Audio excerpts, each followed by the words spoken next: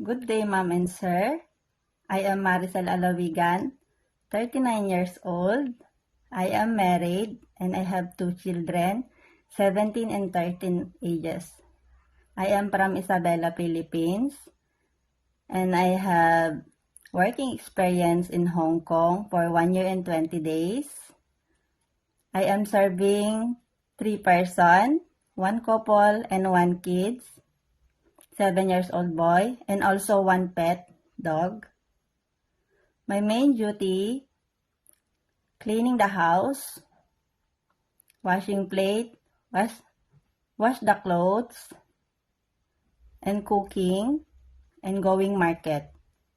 Also, I'm going also in the school with the kids and picking up every finish their classes. Ma'am, sir, I am hardworking, trustworthy, and honest, also polite. If you give me a chance to work to your family, I will promise I will do my best and I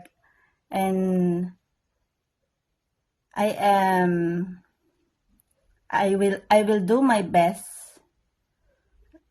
and I will work to your family until you need me.